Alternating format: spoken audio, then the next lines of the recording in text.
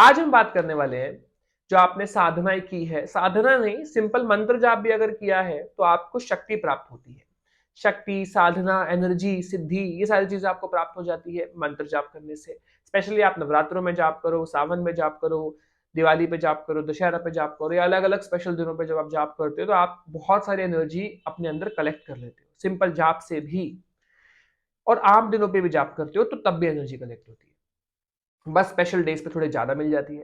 तो ये एनर्जी जो आप कलेक्ट कर लेते हो, शक्ति जो प्राप्त हो जाती है, इसके सिम्टम्स क्या होते हैं और ये यूज कैसे करते हैं, इसके बारे में आज हम बात करेंगे। डिटेल में ये वीडियो है, आराम से देखो, सुनो, समझो, ताकि आप भी जो आपने एनर्जी कलेक्ट की है उसके बारे में जान पाओ। जय माता दी आप सभी को। यू आर वॉचिंग माँ आदिशक्ति मेडिटेशन केंद्र एंड हम सबके प्यारे से छोटे से चैनल में आप सभी लोगों का हार्दिक स्वागत है। सपोज आपने कुछ साधनाएं की है। साधनाएं कैसे? जैसे आपने नवरात्रों में माँ का जाप करा, या फिर कोई भी आप जाप कर रहे थे, शिव जी का, हनुमान जी का, तो आपके पास अराउंड एनर्जी कलेक्ट होती है। सबसे पहले तो ऐसे क्या अनुभव है जो आपको ये बताते हैं आपके पास सिद्धि है? बॉडी में फड़कन होना, कहीं कहीं जगह पर, आईब्रो पे, हाथ पे, या कहीं पर भी वाइब्रेशन महसूस होना। ठीक है। कभी कभार हाथ का कांपना, जाप करते वक्त मोस्टली उबासी आना और आंखों से आंसू आना। ठीक है। और भी बहुत सारी चीजें होती हैं, बॉडी के रोंगटे खड़े होना, बॉडी में वाइब्रेशन महसूस होना, ज्यादातर सीधे हाथ की तरफ वाइब्रेशन महसूस होना, अपने इष्ट के मंदिर जाना तो वाइब्रेशन महसूस होना, इष्ट के बारे में स्तुति कोई कर रहा है, कोई तारीफ कर रहा है, आप भी कर रहे हो या कुछ सुन रहे हो उनके बारे में, तो भी आपके रोंगटे खड़े होना। ये सारी चीजें आपको एनर्जी का एहसास कराती है। और ये सारी चीजें बताती है कि आपके आसपास एनर्जी है, आपके आसपास सिद्धियां हैं, आपके आसपास शक्तियां हैं। और जब आप सोते भी हो तो कभी कभार आपको स्वप्न दर्शन भी होते हैं, चाहे वो फोटो दिखे, मूर्ति दिखे, या माँ का साक्षात रूप दिखे। अलग अलग चीजों से आप अलग अलग चीजें पहचान पाते हो। अब हुआ क्या, रिसेंटली मैंने एक ऑरा स्कैनिंग की, तब मैंने उन्हें बताया कि आपके पास ये सिद्धि है।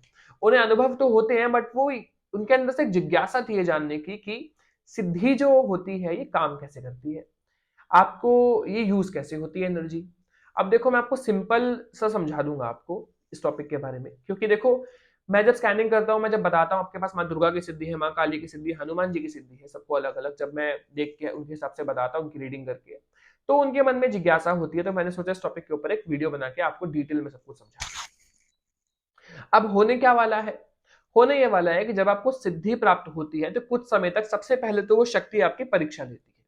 वो देखती है कि आप उस शक्ति के लायक है या नहीं, या आपका उनके ऊपर भाव है या नहीं।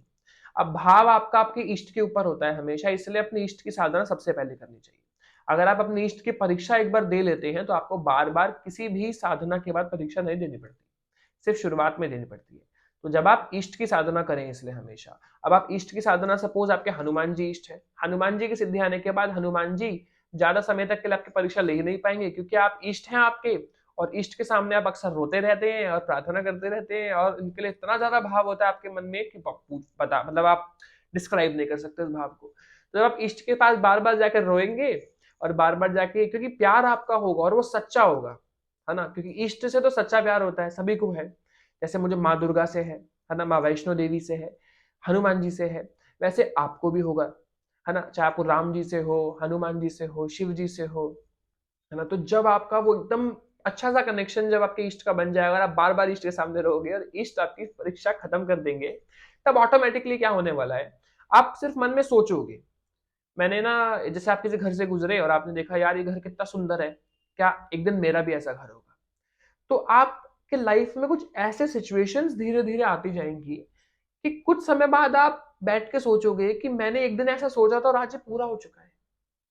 आप सिर्फ मन में सोचोगे, काश मेरे पास भी ऐसी अच्छी सी साइकिल होती। जैसे छोटे होते हैं, अलग अलग साइकिल्स बड़ी पसंद आती है, तो एक बार ऐसा होगा कि आपको वो कुछ ही समय बाद आप देखेंगे, एक दो महीने बाद एक ऐसी सिचुएशन बन गई कि आपको साइकिल मिल गई। आपके लाइफ में खुद ही ऐसे सिचुएशन आ जाती है कि आपको जॉब मिल जाए, आपने सोचा था कि मेरी ड्रीम जॉब है, मुझे मिल जाए, सिर्फ और सिर्फ प्रार्थना से। आप सिर्फ मांगेंगे, या मांगेंगे भी नहीं, सिर्फ मन में सोचेंगे, क्योंकि सिद्धि से आपका कनेक्शन होता है। वो क्या सोच रही है, आप क्या सोच रहे हो, आपको अंदर से पता लग जाता है।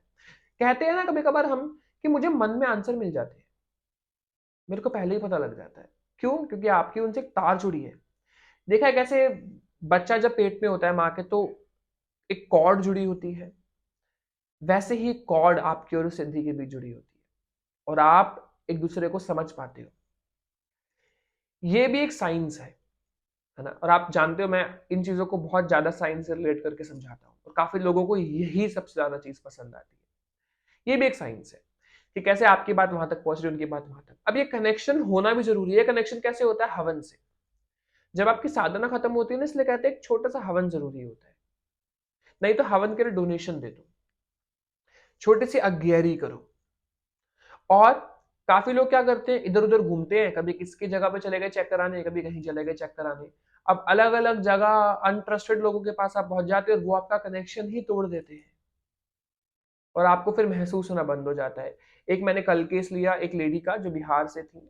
उन्होंने भी यही बात बोली कि वो कुछ ऐसी जगह पे गई जहां पर उनका कनेक्शन उनकी इष्ट से तोड़ दिया गया। एंड फिर मैंने कल उनका कनेक्ट किया और जैसे ही मैंने कनेक्ट किया वैसे ही उनको फील हुआ कि यस भैया मुझे फील हो गया है अब आपने कनेक्शन। क्योंकि जब आपका जैसे कनेक्शन जुड़ा, उनको वाइब्रेशन सी महसूस हुई और उनको अंदर से ना खुशी सी मिली। और ये खुशी एक पीस होता है जो आप शायद डिस्क्राइब नहीं कर सकते हो किसी को, कि आपको महसूस हो गई कि हाँ माँ मेरे आसपास है। वो माँ काली की डिवोटी थी। तो डेफिनेटली ऐसा होता है जब आपके इष्ट से कनेक्शन जुड़ता है तो आप उनके बिना रह नहीं पाते, वो आपके बिना रह नहीं पाते। तो कुछ ऐसे सिचुएशंस आपके साथ लाइफ में आती है। अब आप सब जानते हो मैं मेडिटेशन क्लासेस भी लेता हूँ। मेडिटेशन क्लासेस में अभी मैंने साधना भी करवाई है सब लोगों को। सब लोगों ने चक्रों के बारे में सीखा है, ईड़ा पिंगला सुषुम्ना नाड़ियों के बारे में सीखा है, थेरेपीज के बारे में सीखा है। तो कुछ चीजें मैं ट्राई करता हूँ आपको भी यहाँ समझा सकूं, पूरी कोशिश करता हूँ। बाकी किसी टॉपिक पे अगर आप स्पेसिफिकली चाहते हो कि भैया इस टॉपिक पर आप वीडियो बना दो, तो डेफिनेटली आप मुझे कमेंट सेक्शन में बताओ, उस टॉपिक पर भी आपकी वीडियो आ जाएगी। तो ये कुछ कॉन्सेप्ट है।